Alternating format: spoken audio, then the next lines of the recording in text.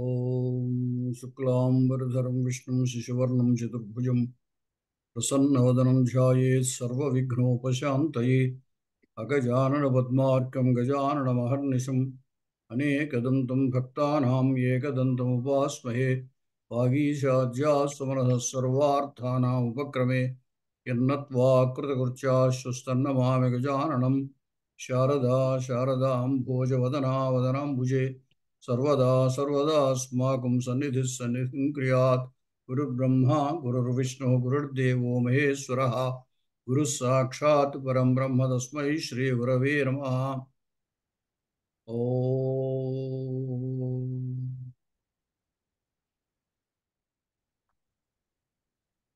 सहना भवतु सहनौ भुनक्तु सह वीर्यङ्करवावहै तेजस्विनावधीतमस्तु मा विद्विषावहै। ओम शांति शांति शांति।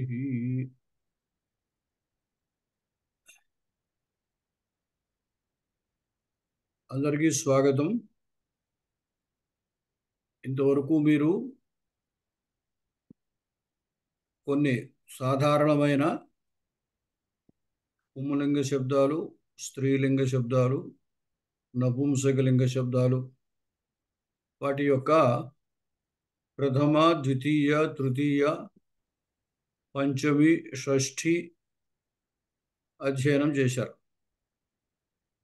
ఇక చతుర్థి, సప్తమి ఈ రెండు విభక్తులు ఉన్నాయి. అవి ఈరోజు చెప్పుకుందాము. అలాగే క్రియాపదాల్లో సాధారణమైన క్రియలు అంటే కొంచెం సులువుగా పెద్ద ఎక్కువ మార్పులు లేకుండా ఉండేటువంటి క్రియలు కొన్ని వర్తమాన కాలం, భూతకాలం, భవిష్యత్ కాలం ఈ మూడు కాలాల్లోనూ చెప్పుకున్నాం. దీన్ని మనం ఎప్పుడు కూడా భాష రావాలి అంటే దాన్ని వినుతూ ఉండాలి, మాట్లాడుతూ ఉండాలి, చదువుతూ ఉండాలి. ఈ మూడిటి వల్ల మనకి భాష బాగా వస్తుంది. అంచేత మాట్లాడటం రావాలి అంటే మనకి పక్కన మాట్లాడేవాళ్ళు లేకపోవచ్చు. అందుచేత మనం ఏం మాట్లాడదలిచినా, ఏం ఇతరులతో ఏ భాషలో మాట్లాడదలిచినా ముందు ఓసారి లోపల దాని సంస్కృతంలో ఇలా అంటారు కదా అని ఆలోచన చేసినట్టయితే ఆ పదాలు అవి గుర్తుంటాయి అన్నమాట. ముఖ్యంగా క్రియాపదాల దగ్గర అక్కడ వాటి యొక్క అవసరం చాలా ఉంటుంది. అది అభ్యాసం లేకపోతే తొందరగా మనకి రాదనమాట. సరే, అంచేత మీరు దాంట్లో అభ్యాసానికి హోంవర్క్ ఆ గృహ కార్యం అని చెప్పి పెడుతున్నారు. వీళ్ళు ఇంతవరకు నేను చూస్తున్నాను. పర్వాలేదు, సంస్కృతంలో రాయటం ఒకటి బాగా ప్రాక్టీస్ చేయండి. ఎందుకంటే ముందు ముందు మనం ఏదైనా సంస్కృత గ్రంథాలు చదివేటప్పుడు మనకి ఎక్కువ సంస్కృత లిపిలోనే దొరుకుతాయి. తెలుగు లిపిలో చాలా తక్కువ దొరుకుతాయి. అందుచేత సంస్కృత లిపి యొక్క అవసరం చాలా ఉందన్నమాట. సరే, మీకు ఎవరో రేజ్ హోనగా సరే,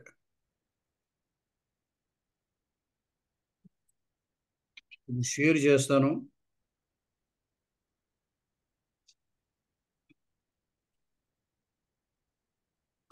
ఇప్పుడు మీకు అందరికీ స్క్రీన్ కనపడుతోందనే భావిస్తున్నాను.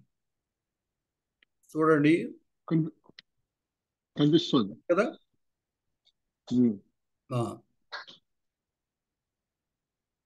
ఇక్కడ మీకు సంస్కృత లిపి అలవాటు కావాలి అనే ఉద్దేశంతో సంస్కృత లిపిలోనే ఇచ్చాను. ఇంకా అలాగే తెలుగు కూడా ఈ పాటికి చాలా భాగం మనకి ఆ శబ్దాలకు అర్థాలు తెలుస్తున్నాయి కాబట్టి తెలుగు నేను చెబుతూ ఉంటాను, కానీ ఇంకా స్క్రీన్ మీద తెలుగు చూపించట్లేదు. చూడండి, అధోనిర్దిష్టాని పదాని సావధానేన పశ్యంతు అని ఇచ్చాడు. అంటే కింద చూపించినటువంటి నిర్దేశించినటువంటి పదాలని సావధానంగా చూడండి అని. అంటే చతుర్థి విభక్తిని ఇప్పుడు చెబుతున్నాము. ఈ చతుర్థి విభక్తిలో ఎలాంటి మార్పు వస్తోంది అనేది గమనించండి. అందుకోసం సావధానేన అన్నమాట. ఉదాహరణకి రామ అని ఉందనుకోండి. ఇప్పుడు కూడా ముందు మనం ప్రాతిపదిక అని చెప్పారు మీకు.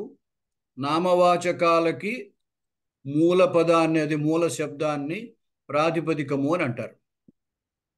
అలాగే క్రియాపదాల యొక్క మూల శబ్దాన్ని ధాతువు అంటారు. అంచేత ప్రాతిపదికల మించి ఏర్పడిన పదాలని నామపదాలు అంటారు. ధాతువు నుండి ఏర్పడిన పదాలని క్రియాపదాలు అంటారు. ఇప్పుడు రామ అని ప్రాతిపదిక ఉందనుకోండి, మనం ఇంతకుముందు చెప్పుకున్నటువంటి విభక్తుల ప్రకారంగా రామ ప్రథమ, రామం ద్వితీయ, రామేణ తృతీయ. ఇప్పుడు ఈరోజు రామాయ అనేది చతుర్థి అవుతాం అన్నమాట. రామాత్ పంచమి, రామస్య షష్ఠి, తర్వాత సప్తమి చెబుతాము, రామే అని సప్తం అనమాట. ఇప్పుడు వాటి మార్పుని గమనించండి. రామ అన్నప్పుడు రామ తర్వాత విసర్గలు, రామ. ద్వితీయలోకి వచ్చేసరికి రామం అం, రామం. తృతీయలో రామేణ, ఇన, రామ ప్లస్ ఇన అంటాము. గుణసంధ్యాన్ని చేస్తారు, సంధులు అవి ఇంకా ముందు ముందు చెప్పుకుందాం. రామ ఇన రామేణ. ఇప్పుడు చతుర్థిలో రామాయ, పంచమిలో రామాత్, ఆత్ అనమాట, రామ ఆత్, రామాత్ పంచమి. షష్ఠిలో రామస్య, రామస్య. తర్వాత సప్తమిలో రామ ఈ, రామే అవుతుంది అనమాట. ఈ విభక్తి ప్రత్యయాలు ఇవి ఎట్లా ఉంటాయనేది నెక్స్ట్ తర్వాత 1-2 తరగతుల్లో మనం చెప్పుకుందాం. ఇప్పుడు ఇక్కడ జాగ్రత్తగా చూడండి. రామాయ భోజనం రామేభ్య. అలాగే బాలాయ, బాలేభ్య. అకారాంత శబ్దాలకు అనమాట.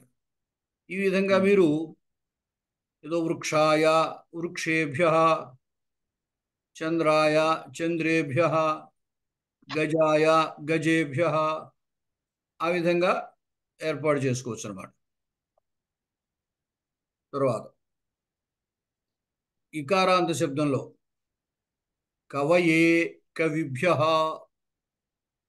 కవయే కవిభ్య. అలాగే హరయే హరిభ్య, గిరయే గిరిభ్య. ఇకారాంత శబ్దాలకి ఉదాహరణలు. కవి ఇకారాంతం. దీనికి ప్రథమాది విభక్తులు చెప్పుకుంటే కవి, కవయ ప్రథమ, కవిం, కవీన్ ద్వితీయ, కవినా, కవిభి తృతీయ, కవయే కవిభ్య చతుర్థి, కవే కవిభ్య పంచమి, కవే కవీనాం షష్ఠి. ఈ విధంగా సప్తమి తర్వాత చూద్దాం. కవయే కవిభ్య, గిరయే గిరిభ్య. తర్వాత ఉకారాంత శబ్దం గురవే గురుభ్య. అలాగే గురు శబ్దానికి ప్రథమాది విభక్తులు చెప్పుకుంటే గురు, గురవ, గురుం, గురూన్, గురుణా, గురుభి. ఇప్పుడు చతుర్థి గురవే గురుభ్య, గురో గురుభ్య పంచమి, గురో గురూణాం షష్ఠి. అంటే మనం 1-10 సార్లు ఏం చేయాలంటే ఇది అభ్యాసం చేయాలి. ఓ శబ్దం తీసుకుని ఆ శబ్దానికి ప్రథమాది విభక్తులన్నీ ఏకవచన బహువచనాల్లో ఎలా మారుతుంది అనేది. ఇప్పుడు అంటే ద్వివచనం మీకు ఇప్పుడు చెప్పట్లేదు. ద్వివచనం చాలా సులువుగా తెలుస్తుంది, కంగారు పడక్కర్లేదు. అలాగే ద్వివచనం యొక్క ఉపయోగం కూడా మనకి చాలా తక్కువ ఉంటుంది కాబట్టి అది మనం తర్వాత చూసుకోవచ్చు. తర్వాత రుకారాంత శబ్దం, అదే మనం అరుకారాంతం అంటాము. రు. పితృశబ్దం. పితృశబ్దానికి ప్రథమాది విభక్తులు పితా, పితరః, పితరం, పితॄన్, పిత్రా, పితృభిః. చతుర్థి పిత్రే, పితృభ్యః. పంచమి పితుః, పితృభ్యః. షష్ఠి పితుః, పితॄణాం. సాధారణంగా మీకు ఒక అకారాంతం కాకుండా మిగతా శబ్దాల్లో ఏమిటంటే ఇకారాంతం, ఉకారాంతం, అరుకారాంతం, వీటిల్లో పంచమి ఏకవచనం, షష్ఠి ఏకవచనం ఒకలాగే ఉంటాయి. ఇప్పుడు పితృశబ్దానికి పితుః పంచమి, షష్ఠి కూడా గురువుగారు అనే ఉంటుంది. గురువుగారు నమస్కారం. చెప్పండి. పితుహు అంటే కొంచెం నీచంగా వ్యవహారికల్లో వాడతారు కదా, తప్పు తప్పు. తప్ప అయ్యో, అది? నీచం ఏం లేదు దాంట్లో. అయ్యో, పితుహు అని సినిమాల్లో వాడారు కదా. అది తప్పు వాళ్ళు వాడింది. అసలు అక్కడ కూడా పితుహు అని వాడకూడదు. తండ్రిని సంబోధించడము పితః, సంబోధించడము పితః అని సంబోధించాలి. ఓ తండ్రి అని సంబోధించాలంటే పితః అని సంబోధించాలి. వాళ్ళు ఏదో తెలియక అలా పితుహు అన్నారు. అది నీచమేం కాదు. ధన్యవాదాలు. సరే, చూడండి. ఇలాగా ఇప్పుడు అకారాది అకారాంత దగ్గర నుంచి రుకారాంతం వరకు వీటికి పక్కనే ఉదాహరణలు కూడా ఇచ్చాను చూడండి. ఈ ఉదాహరణలు ఏవో నాకు తోచిన ఒక్కొక్క ఉదాహరణ ఇచ్చాను. ఇంకా మీరు దీన్ని బట్టి ఏకవచన బహువచనాల్లో, అలాగే వర్తమాన కాలం, భూతకాలం, భవిష్యత్ కాలం, ఈ కాలాల్లో రకరకాల ఉదాహరణలు మీరు రాసుకోవచ్చు అన్నమాట. అలాగే ప్రాక్టీస్ ఎక్కువ చేయాలి మీరు. జనకః రామాయ సీతాం అయచ్చత్. అర్థమైంది అనుకుంటున్నాను. చతుర్థి విభక్తికి అర్థం ఏమిటి? మన తెలుగులో కొరకు, కై, చతుర్థి విభక్తి అని చదువుకుంటాం కదా. లేదా కొరకు. దీన్ని ఎక్కువగా మనం కొరకుకు బదులుగా కు అని కూడా వాడుతూ ఉంటాం. అలాగే ఇంకా వ్యవహారంలో కోసం అని కూడా వాడతాం. వాడు పుస్తకాల కోసం, పళ్ళ కోసం బజారుకు వెళ్ళాడు అంటాం. పళ్ళ కొరకు, పుస్తకాలకు. తెలుగు వ్యవహారంలో కొరకుకు బదులుగా కు అని, గ్రాంధిక వ్యవహారంలో కూడా కు అని అంటారు. మామూలు వ్యవహార భాషలో అయితే కోసం అని కూడా అంటూ ఉంటాం. జనకః రామాయ సీతాం అయచ్చత్. జనకుడు రాముని కొరకు సీతను అయచ్చత్ అంటే ఇచ్చెను. యచ్చతి ఇంతకుముందు వచ్చింది, ఇచ్చుచున్నాడు అని. అయచ్చత్ ఇచ్చెను. అలాగే రెండవ ఉదాహరణ చూడండి.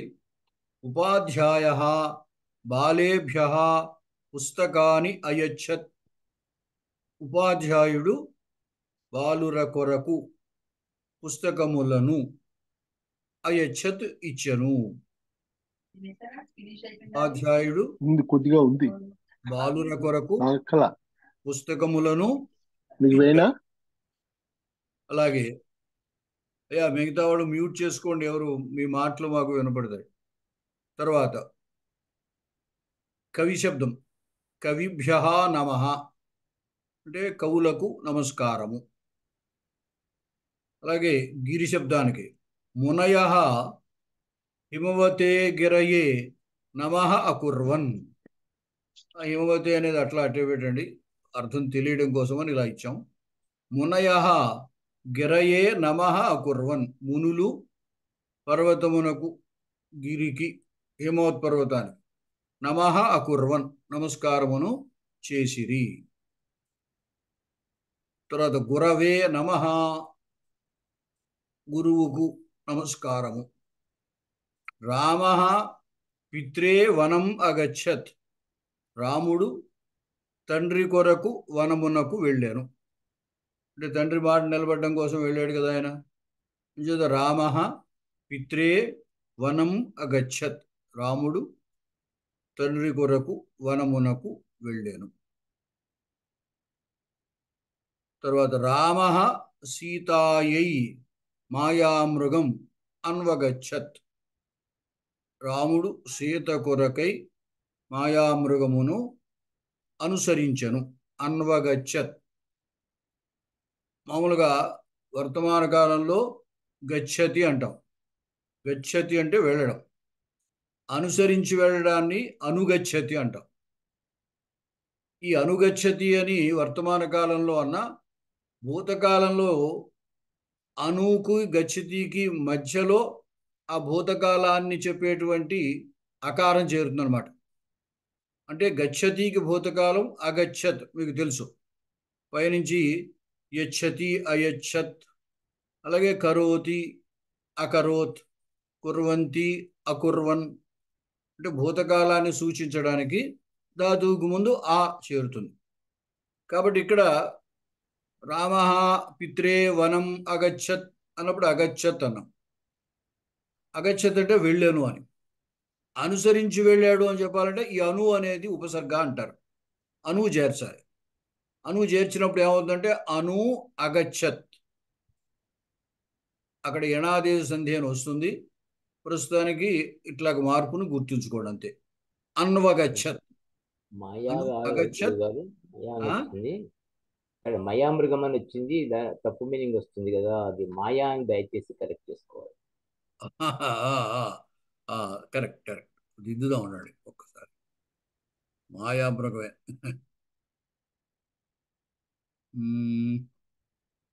ఒక్క నిమిషం.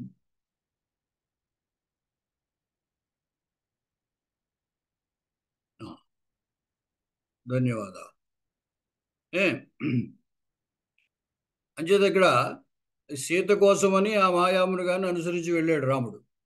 ఇక్కడ అనుసరించి వెళ్ళాను అనడానికి అన్వగచ్చత్. తర్వాత సీత, ఇక్కడి నుంచి స్త్రీలింగ శబ్దాల్లో చూడండి. సీతాయై సీతాభ్య. వీటికి కూడా మనము మిగతా విభక్తులు ఒకసారి, ఇప్పుడు సీతా శబ్దం ఉందనుకోండి, దానికి సీతా సీతాః ప్రథమ, సీతాం సీతాః ద్వితీయ, సీతయా సీతాభిః తృతీయ. ఇప్పుడు సీతాయై సీతాభ్యః చతుర్థి, సీతాయాః సీతాభ్యః పంచమి, సీతాయాః సీతానాం షష్ఠి. ఇప్పటివరకు అయిన విభక్తులు అవి. ఇప్పుడు సారి చూడండి. సీతాయై సీతాభ్యః, రామః సీతాయై మాయామృగం అన్వగచ్చత్.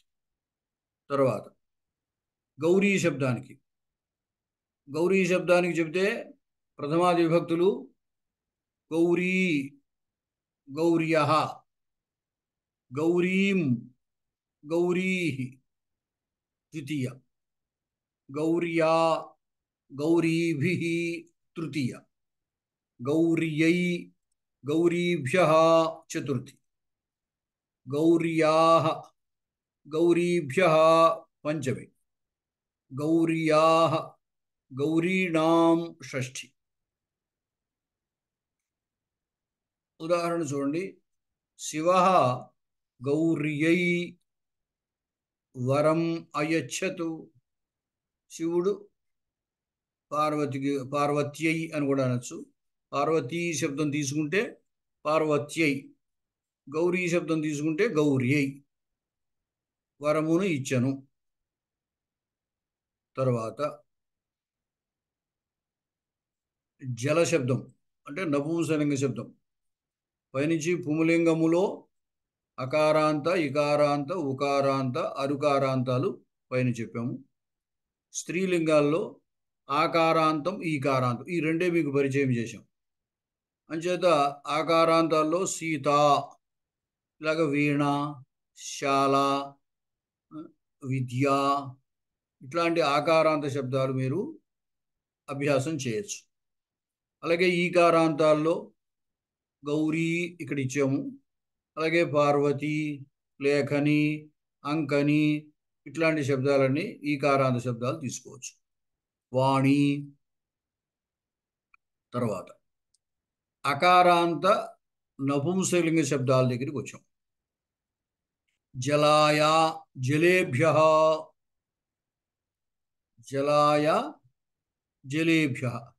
జల శబ్దం తీసుకుంటే ప్రథమాది విభక్తులు. జలం, జలాని ప్రథమ, జలం, జలాని ద్వితీయ. ఇంతకుముందు మీకు ఈ విషయం చెప్పా. నపుంసకలింగంలో ప్రథమ, ద్వితీయ విభక్తులు ఒక్కలాగే ఉంటాయి. సందర్భాన్ని బట్టి ఎక్కడైనా మనకి శ్లోకంలో వాటిలో వచ్చినప్పుడు సందర్భాన్ని బట్టి అక్కడ ద్వితీయ చెప్పాలా, ప్రథమ చెప్పాలా అనేది మనం కొంచెం ఆలోచించాలన్నమాట. జలం, జలాని ప్రథమ, మళ్ళీ జలం, జలాని ద్వితీయ, జలేన, జలై తృతీయ.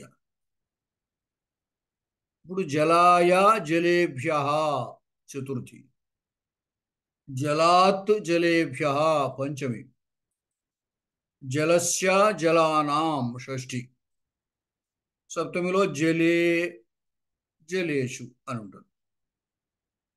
జలాయ, జలేభ్య. కాకః జలాయ చలతి, కాకి నీటి కోసం వెళుతోంది. జలాయ గచ్చతి, జలాయ ఉత్పతతి. ఉత్పతనం పతతి అంటే పడుతోంది అన్నాం, ఉత్పతతి అంటే ఎగురుతోంది అని అర్థం అన్నమాట. కాకః జలాయ చలతి. అలాగే పుష్పశబ్దానికి పుష్పాయ, పుష్పేభ్య, వనే పుష్పేభ్య స్పృహయతి. వనంలో పూల కోసం అని చెప్పి వెతుకుతున్నాడు, చూస్తున్నాడు ఎక్కడ దొరుకుతాయా అని చూస్తున్నాడు అనమాట. వనే పుష్పేభ్య స్పృహయతి. లేదా పూల కోసం వనానికి వెళుతున్నాడు అని కూడా చెప్పచ్చు. పుష్పేభ్య వనం గచ్చతి, పుష్పేభ్య వనం గచ్చతి అంటే స్పృహయతి మీకు పరిచయం లేదు కాబట్టి అది వ్యాకరణ గ్రంథంలో ఉదాహరణ ఇస్తారు దీనికోసం అని చెప్పి, అందుకోసం గమ్మునది ఇచ్చాను ఇక్కడ.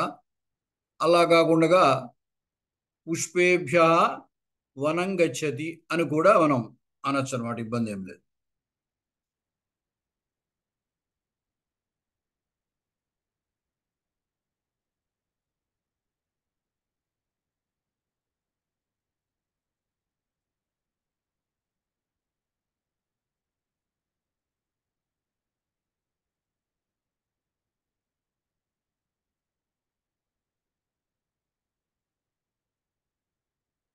పుష్పేభ్య వనం గచ్చతి అంటే పూల కొరకు వనానికి వెళుతున్నాడు అని.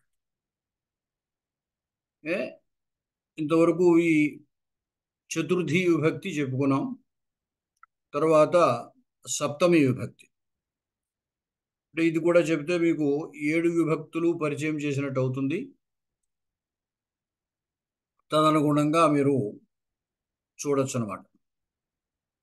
ఎక్కువ దీనికి కావాల్సిందల్లా మనకి ప్రాక్టీసే ఎక్కువ కావాలి.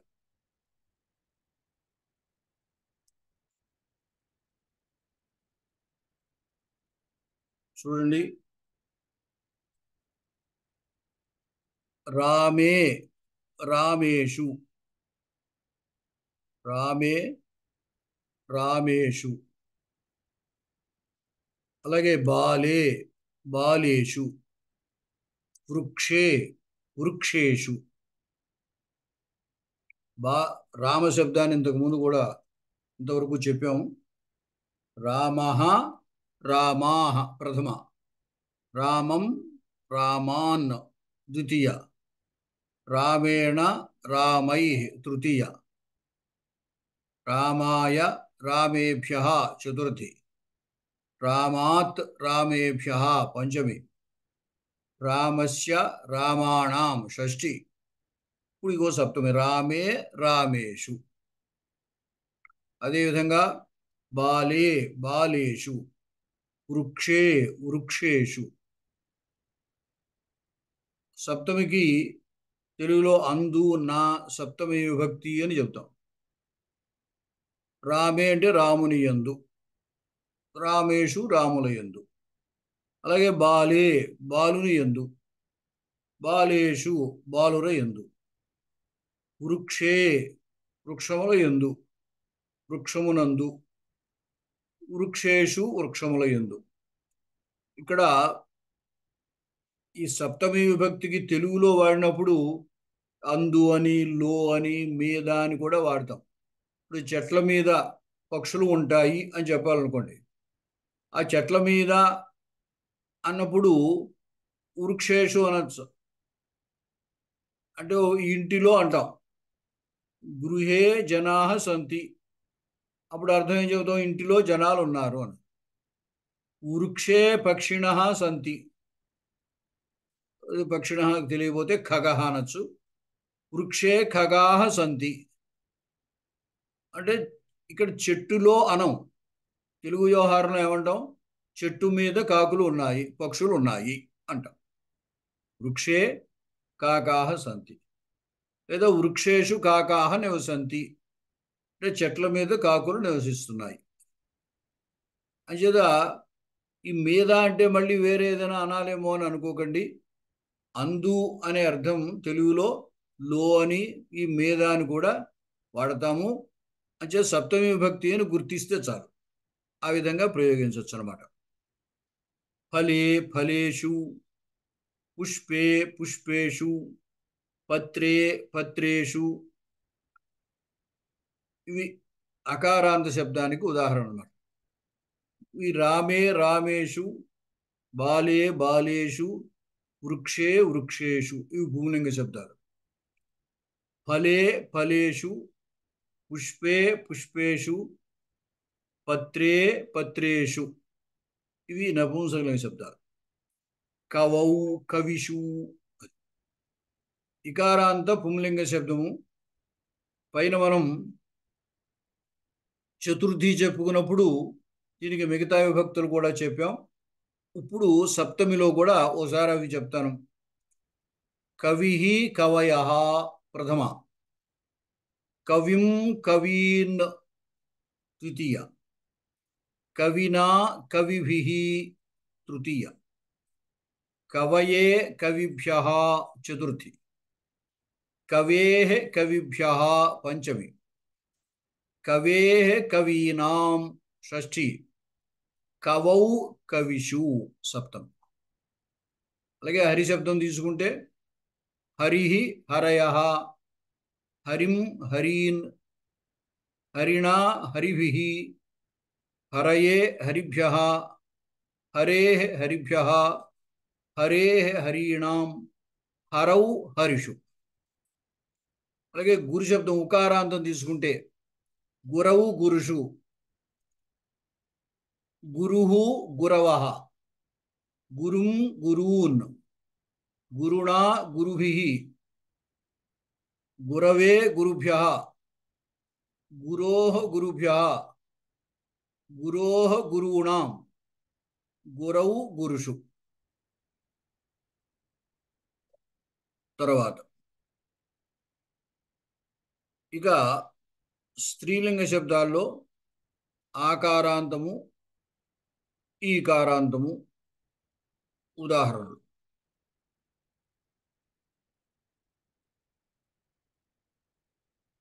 ఇక్కడ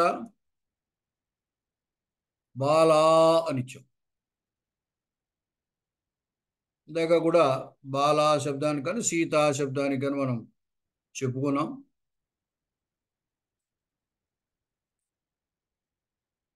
చూడండి, బాలా శబ్దానికి ప్రథమాది విభక్తులు. నేను మళ్ళీ మళ్ళీ ఎందుకు చెప్తున్నానంటే మీకు ఒకసారి బాగా గుర్తు చేస్తే అలవాటు పడతారని.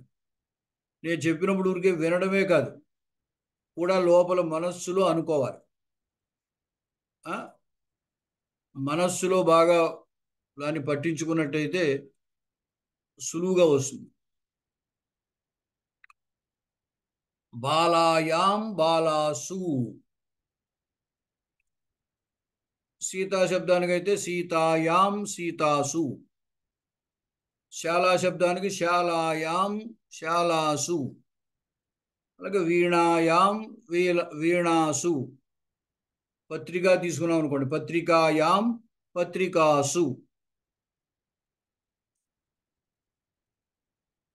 ఇప్పుడు బాలా శబ్దానికి ఒకసారి ప్రథమాది విభక్తులు వినండి.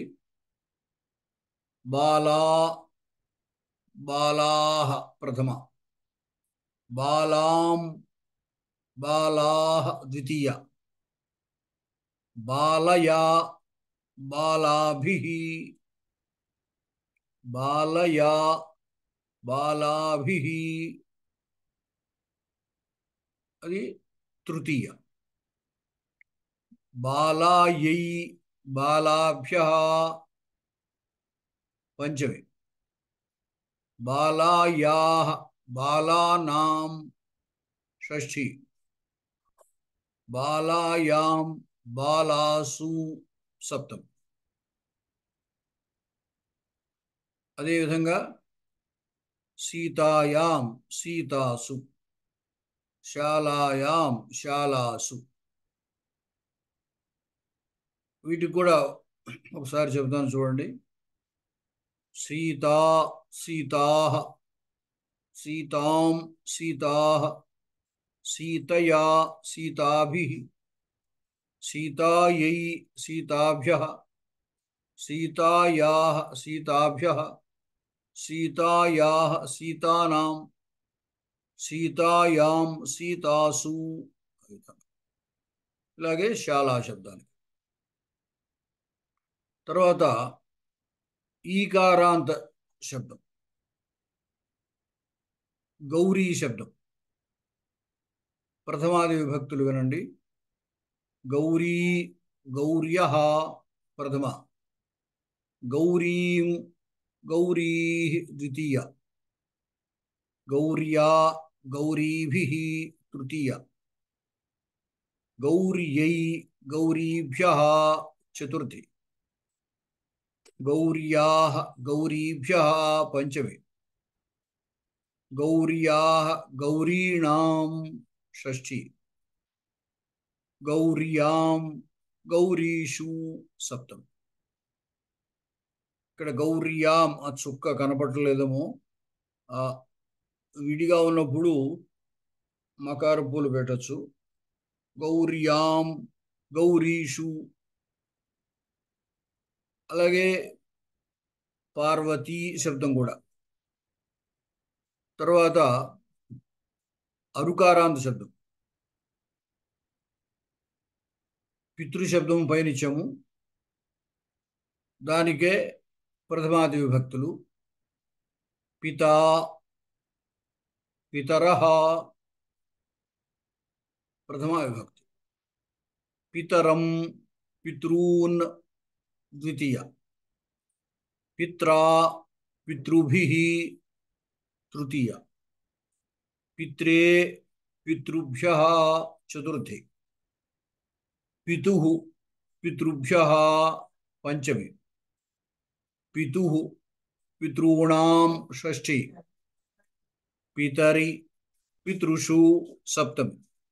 ఈ షూ పక్కన విసర్గలు కాదు, అది సెమికోలను, అది తీసేద్దానండి, డౌట్ వస్తుంది. పితృషు, పితా పితరః, పితరం పితॄన్, పిత్రా పితృభిః, పిత్రే పితృభ్యః, పితుః పితృభ్యః, పితుః పితॄణాం, పితరి పితృషు. ఇలాగే అరుకారాంతము మాతృశబ్దం కూడా ఇదే విధంగా, మాతరి మాతృషు, మాతా మాతరః ప్రథమ. మాతరం, మాతృహు. స్త్రీలింగ శబ్దాల్లో ఆ ద్వితీయ బహువచనం దగ్గర నకారం ఉండదు. అంటే పుంలింగ శబ్దాల్లో చూడండి, రామాన్, హరీన్, గురూన్ అలా ఉంటుంది. అదే స్త్రీలింగ శబ్దాల దగ్గరికి వస్తే ఆ ద్వితీయ బహువచనంలో నకారం ఉండదు, విసర్గలే ఉంటాయి. ఇప్పుడు స్త్రీలింగంలో బాలా శబ్దం బాలాహ అని ఉంటుంది, గౌరీ శబ్దం గౌరీ అని ఉంటుంది. అలాగే ఇక్కడ మాతృ శబ్దం మాతృహ అని ఉంటుంది. మాతరం, మాతృహు, మాత్రా, మాతృభిః తృతీయ, మాత్రే, మాతృభ్యః చతుర్థి, మాత్రే, మాతృభ్యః పంచమి. చతుర్థి మాత్రే, మాతృభ్యః చతుర్థి, మాతుః, మాతృభ్యః పంచమి, మాతుః, మాతॄణాం షష్ఠి, మాతరి, మాతృషు సప్తమి. ఈ విధంగా మీకు ఈ శబ్దాలకి 7 విభక్తులు పరిచయం అయ్యాయి. తర్వాత ఇప్పటికే సంబోధన ప్రథమ విభక్తి. సంబోధనలో ఒక్క ప్రథమ ఏకవచనములో తేడా ఉంటుంది, కానీ ఇంకా ద్వివచన బహువచనాల్లో తేడా ఏమి ఉండదు. ఇప్పుడు ఉదాహరణకి రామశబ్దం ఉందనుకోండి, రామశబ్దానికి ప్రథమ ఏం చెప్తాము? రామః, రామౌ, రామాః అని అంటాం. సంబోధనలో ఒక ఏకవచనంలో ఆ విసర్గ ఉండదు, అంతే. ప్రథమ ఏకవచనం రామః ఉంది, సంబోధన ప్రథమ అయితే రామ అంటాం. సంబోధన అని తెలియడం కోసమని హే అని వాడతారు. హే ఉన్నా లేకపోయినా అది సంబోధనే. ఈ హే అనేది విభక్తి ఏం కాదు, ఒక వేరే పదం, అది అవ్యయం అంటాము. సంబోధన అని మనకి కొంచెం స్పష్టంగా తెలియడం కోసమని వాడతారు. ఎందుకంటే బహువచనంలో సంబోధన అయినా కాకపోయినా ఒకలాగే ఉంటుంది కాబట్టి.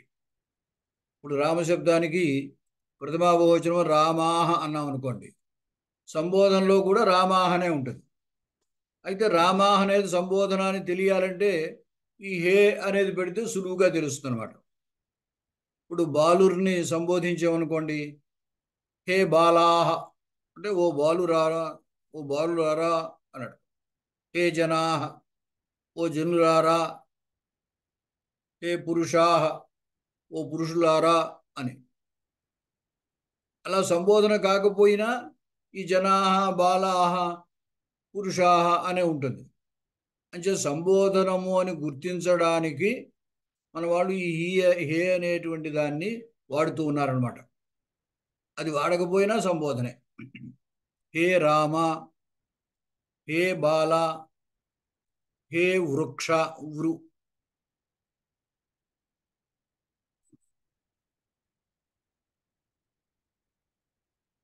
హే వృక్ష. అలాగే హే పత్ర, హే ఫల, హే పుష్ప అని సంబోధనం. ఓ రాముడా, ఓ బాలుడా, ఓ వృక్షమా అని. తర్వాత ఇకారాంతం. హే కవే అంటే ఓ కవి, హే హరే ఓ హరి, హే గిరే ఓ పర్వతమా, హే కపే ఓ కపి, ఓ కోతి అని. అలాగే ఉకారాంతానికి హే గురు ఓ గురువా, హే శంభో ఓ శంభువా, హే భానో ఓ భానుడా, హే వాయో ఓ వాయువా, హే తరో ఓ తరువా. తరువు అంటే చెట్టు, హే తరువు అంటే ఓ చెట్ట, ఓ వృక్షమా. అలాగే అరుకారాంతాలకి సంబోధన. హే పితః ఓ తండ్రి, హే మాతః ఓ తల్లి, హే భ్రాతః ఓ సోదర, హే ధాత ఓ బ్రహ్మ, హే భర్త ఓ భర్త, ఇట్లాగా ఈ 7 విభక్తులు సంబోధనలతో కలుపుకుని 8 అన్నమాట. అయితే ప్రథమకి సంబోధన ప్రథమకి ఎక్కువ తేడా ఉండదు, ఒక ఏకవచనంలోనే తేడా ఉంటుంది. అందుకోసమనే వ్యవహారంలో 7 విభక్తులు అని చెబుతుంటాం అన్నమాట. సరే, ఒకసారి ఇప్పుడు మీరు విన్నటువంటి వారు ఏదో ఒక శబ్దాన్ని తీసుకుని, మనము పైనుంచి చాలా శబ్దాలు చెప్పుకున్నాం, వీటిలో ఒక్కొక్కళ్ళు ఏదో ఒక శబ్దాన్ని తీసుకుని దానికి 7 విభక్తులు ఒకసారి చెప్పండి. ఏకవచనం బహువచనం చెప్పండి, ఒకే శబ్దాన్ని తీసుకుని. చెప్పండి, ఎవరు? శ్రీలక్ష్మి గారు చెప్పండి. నమస్తే గురువు గారు. చెప్పండి. బాల శబ్దం తీసుకుంటున్నానండి, పుల్లింగ శబ్దం. సహ బాలః, తే బాలాః. సంబోధనలో ఏకవచనం బహువచనం కూడా చెప్పండి. మామూలుగా ప్రతిదానికి ప్రతి విభక్తికి ఏకవచనం బహువచనం కూడా చెప్పండి. ఓకేనండి. బాలః, బాలాః. హే బాల, హే బాలాః. బాలం, బాలాన్. బాలేన, బాలైః. బాలాయ, బాలేభ్యః. బాలాత్, బాలేభ్యః. బాలస్య, బాలానాం. బాలే, బాలేషు. అంతే. తర్వాత పంచాంగం ఇంకొక ఎవరు? భాగ్యలక్ష్మి. భాగ్యలక్ష్మి. నమస్కారం గురువు గారు. నేను స్త్రీలింగ శబ్దం తీసుకుంటాను గురువు గారు. రమా శబ్దం. రమ, రమాః. హే రమే, హే రమాః. రమ, రమాః. రమయా, రమాభిః. రమాయై, రమాభ్యః.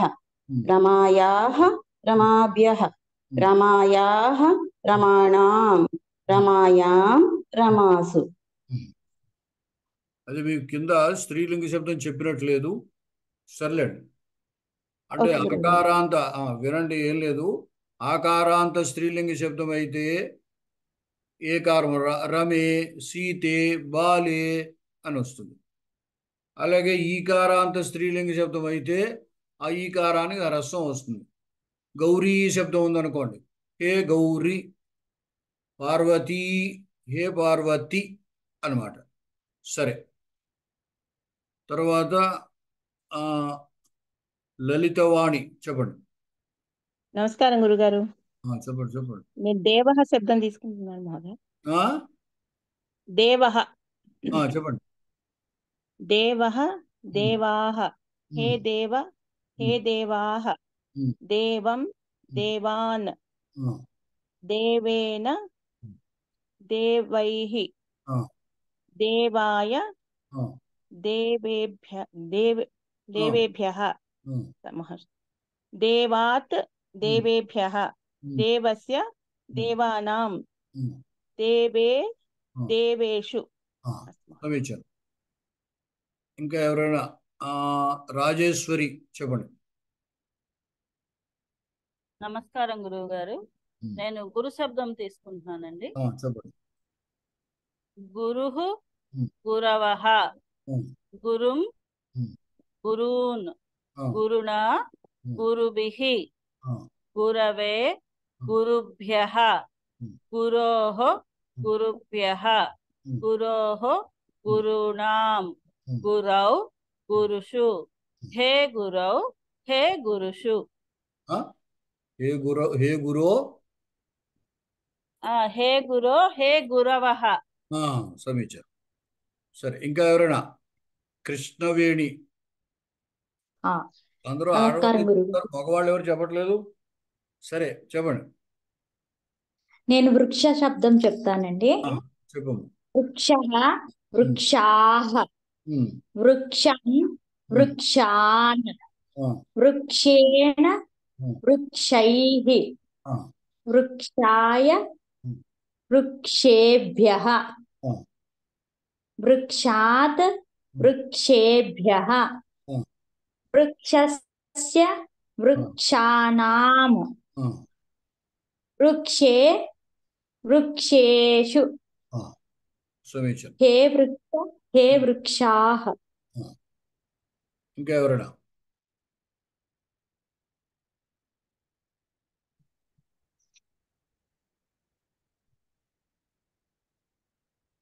ఇంకా ఎవరైనా చెప్తారా? గురువు గారు ఆ, నేను చెప్పండి. పితాశబ్దం గురుగారు. ఆ? పితాశబ్దం మీ మాట కొంచెం నాకు సరిగ్గా తెలియట్లేదు. చెప్పండి. పితా పితా పితరః ఆ, హే పితః ఉమ్, హే పితరః ఆ, పితరం ఉమ్, పితॄన్ ఆ, పిత్రా ఉమ్, పితృభిః ఉమ్, పిత్రే పితృభ్యః ఉమ్, పితుః పితుభ్యః ఉమ్, పితుః పితॄణాం ఉమ్. పితరి పితుషు. సమీచీనం. ఇంకా ఎవరైనా? నేను చెప్తానండి గురువు గారు. లక్ష్మీనారాయణ చెప్పారు. ఎవరు చెప్పింది ఎవరు? ఆ, చెప్పండి. హరి చెప్తాను. ఆ, హరి హరయః ఆ, హే హరే హే హరయః ఉమ్, హరిం హరీన్ ఆ, హరిణ ఉమ్, హరిభిః ఉమ్, హరయే ఉమ్, హరిభ్యః ఉమ్, హరేః ఉమ్, హరిభ్యః ఉమ్, హరేః ఉమ్, హరీణాం ఉమ్, హరౌ ఉమ్. హరిషు. సమీచీనం. ఇంకా గురువు నేను గారు చెప్తానండి. చెప్పండి. నాగమంజరి ఆ, ఆ, లక్ష్మీ శబ్దం చెప్పచ్చండి. ఆ, వద్దు. అది అంటే నేను చెప్పలేదు కదా, అది వద్దు. ఇంకోటి ఏదైనా? సరే ఏదో ఒకటి చెప్పండి. ఇంకా 3 శబ్దాలు ఉన్న శబ్దాల్లో ఏదో ఒకటి చెప్పండి. నేను చెప్పనండి. ఆ, రమాశబ్దం చెప్తానండి. ఆ, రమాః రమాం రమాః రమయా రమాభిః రమయో రమాభ్యః రమయాః రమాభ్యః కంగారు పడకండి. రమయా తృతీయలో రమయా రమాభిః రమాభిః రమయా రమాణాం రమయా రమాము. ఆగండి. చతుర్థి ముందు తృతీయ చెప్పారా? రమయా రమాభి. తర్వాత పంచమి, చతుర్థి ఎలాగా? రమయా సీతాయై రమాయై రమాభ్యః. గమనించారా? సరేనండి. చెప్పు. గమనించండి. చెప్పండి. రమాయై రమాభ్యః. తర్వాత రమాభ్యః పంచమి. ఇప్పుడు చెప్పండి పంచమి. ఇందాక చెప్పారు రమాయా రమాభ్యః రమాభ్యః రమాయాః రమాణాం రమాయాం రమాము. రమా సప్తమి రమాము రమాసు సు చివరి విభక్తి. సప్తమి బహువచన విభక్తి సు. రమాసు. అంటే చతుర్థి మర్చిపోయారు ఇందాక, అదనమాట. రమాయై రమాభ్యః. తర్వాత పంచమి రమాయాః రమాభ్యః. షష్ఠి రమాయాః రమాణం. సప్తమి రమాయాం రమాసు. అట్లా. ఇంకా ఎవరైనా? ధాతృ శబ్దం చెప్తానండి. ధాతృ శబ్దం ధాత ధాతారః హే ధాతః హే ధాతారః హే ధాతారః ధాతారం ధాతॄన్ ధాత్రా ధాతృభిః ధాత్రే ధాతృభ్యః ధాతుః ధాతృభ్యః ధాతుః ధాతॄణాం ధాతరి ధాతృషు. సమీచీనం. ఇంతకు ముందు కూడా మీకు చెప్పాను, ఈ ధాతృ మాతృ మామూలు అరుకారాంత శబ్దాల్లో అయితే కొంచెం ఆ ప్రథమ ద్వితీయ దగ్గర దీర్ఘం. ఎట్లాగంటే ధాత, ధాతారౌ, ధాతార, ధాతారం, ధాతారౌ, ధాతృన్ అవుతుంది. అదే ఈ మన సంబంధవాచకాలంటే తల్లి, తండ్రి, సోదరుడు ఈ శబ్దాలకైతే ఆ దీర్ఘం రాదనమాట. పితా, పితరౌ, పితరః, పితరం, పితరౌ, పితృన్. అలాగే మాత, మాతరౌ, మాతరః అంటే మాతారం అవదనమాట. మాత, మాతరౌ, మాతరః, మాతరం, మాతరౌ, మాతృ. అలాగే భ్రాతృ ఉందనుకోండి, భ్రాత, భ్రాతారౌ, భ్రాతారః, భ్రాతారం, భ్రాతారం, భ్రాతారౌ, భ్రాతృన్ అట్లా అవుతాయి. సరే, ఇంకొక చెప్పనా? చెప్తారా ఎవరైనా? గజం తీసుకుని చెప్పనా? ఏటమ్మా? గజం గజం గజ గజ గజ గజః గజాః హే గజః హే గజ హే గజ హే గజాః గజం గజాన్ గజేన గజై గజాయః గజాయ గజేభ్యః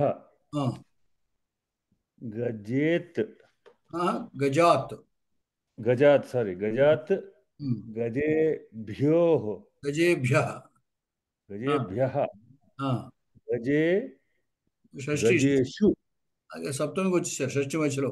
గజస్య గజస్య గజే గజేషు గజానాం గజానాం. ఇప్పుడు సప్తమి గజే గజే గజేషు. సమీచీనం. సరే, ఒక్కసారి ఈ మనం ఎవరికైనా ఆజ్ఞాపిస్తాం అనుకోండి, ఇలా చేయి అలా చేయని చెప్తుంటాం కదా. ఆ ఆజ్ఞ చెప్పినప్పుడు సాధారణంగా ఎదుటి వాళ్ళకి చెప్తాం. ఎదుటి వాళ్ళకి చెప్తాం కాబట్టి దీంట్లో మధ్యమ పురుషే ఉంటుంది అన్నమాట క్రియాపదంలో. అంటే ప్రథమ పురుష, ఉత్తమ పురుష ఉండడం ఉంటాయి, కానీ వాటి యొక్క వాడకం సాధారణంగా ఉండదు. అంటే మనని మనం ఆజ్ఞాపించుకోవడం కానీ, లేకపోతే ఎక్కడో ఉన్నవాడిని ఆజ్ఞాపించడం కానీ ఉండదు. ఎక్కడో దూరంగా ఉన్నవాడిని మనం ఇక్కడ ఉండి ఆజ్ఞాపించడం కుదరదు. అలాగే మన్ని మనం ఏమీ ఆజ్ఞాపించుకోం. సాధారణంగా ఈ ఆజ్ఞాపించడం అనేది ఎవరికి? ఎదుటివాడికి చెప్తాం. కాబట్టి దాంట్లో ఏకవచనము బహువచనము ఉండొచ్చు. అంచేత ఆ మధ్యమ పురుష అనేది ఒక్కటే ఇచ్చాను ఇక్కడ చూడండి. గచ్చ అంటే ఎవరినైనా వెళ్ళు అని చెప్పడం. హే బాల గచ్చ అంటే ఓ బాలుడా వెళ్ళు. ఇంతకుముందు చెప్పా మధ్యమ పురుషులో ఇంకా నువ్వు, మీరు అనక్కర్లేదు. అన్నా తప్పు లేదు, అనకపోయినా తప్పు లేదు. హే బాల త్వం గచ్చ అనొచ్చు. ఓ బాలుడా నువ్వు వెళ్ళు. ఈ త్వం అనకపోయినా బాల, హే బాల గచ్చ. అలాగే బహువచనం అనుకోండి, బాలాహ గచ్చత, హే బాలాహ ఓ బాలురారా గచ్చత వెళ్ళండి. అలాగే పఠ పఠత, పఠ చదువు, పఠత చదవండి. అలాగే లిఖ వ్రాయి, లిఖత రాయండి. పిబ త్రాగు, పిబత త్రాగండి. ఖాద తిను, ఖాదత తినండి. నివస అంటే నివసించు, నివసత నివసించండి. శృణు విను, శృణుత వినండి. జానీహి తెలుసుకో, జానీత తెలుసుకోండి. ఉత్తిష్ట లెమ్ము, లేచి నించో అని చెప్తాం కదా. ఉత్తిష్ట, ఉత్తిష్టత నిలబడండి, లేవండి. ఉపవిశ కూర్చో, ఉపవిశత కూర్చోండి. ఇవి మన మధ్యమ పురుషులోనే వాడే అవకాశం ఉంటుంది. ప్రథమ పురుష, ఉత్తమ పురుష శాస్త్రీయంగా వీటికి కూడా ప్రక్రియ రూపాలు ఉన్నాయి. కానీ సాధారణంగా మనం వాడటం తక్కువ. ఇప్పుడు సహా గచ్చతు అన్నాం అనుకోండి, వాడు వెళ్ళుగాక అంతే. సహా పఠతు, వాడు చదువుగాక. అంటే ఎదురుగా మనం నువ్వు చదువు అన్నట్టుగా ఎదురుగా లేని వాడిని ఆజ్ఞాపించడం ఉండదన్నమాట. అంచేత మధ్యమ పురుషుల్లో తెలుసుకుంటే సరిపోతుంది. తర్వాత సర్వనామ శబ్దాల్లో కొన్నిటికి అంటే ప్రశ్నలు అవి వేస్తున్నప్పుడు అప్పుడు వీటి అవసరం అవుతాయి. కస్మిన్ కేషు, కిం శబ్దానికి కస్మిన్ అంటే దేని యందు, కేషు ఎవరి యందు, వేటి యందు అన్నాడు. ఇది పుంలింగము, నపుంసలింగం కూడా ఇట్లాగే ఉంటుంది. సహా కస్మిన్ కుత్ర అన్నాం కదా, ఆ కుత్ర అనే దానికి బదులుగా ఇది కూడా వాడచ్చు. దీనికి బదులుగా కుత్ర వాడతారు వస్తుతః. కస్మిన్ అస్తి అంటే దేని యందు ఉంది. గృహే అస్తి, కస్మిన్ నివసతి, సహ గృహే నివసతి, సహ గ్రామే నివసతి, సహ పట్టణే నివసతి, అలాగనమాట. అలాగే తస్మిన్ అంటే దాని యందు, తేషు దాని యందు, వాటి యందు లేదా వాని యందు, వారి యందు. ఏ తస్మిన్ ఏ తేషు, ఏ తస్మిన్ దీని యందు, ఏ తేషు వీరి యందు. మయి అస్మాసు, మయి అంటే నా యందు, అస్మాసు మన యందు అయితే మా యందు. మయి అస్మాసు. అలాగే త్వయి యుష్మాసు, నీ యందు మీ యందు.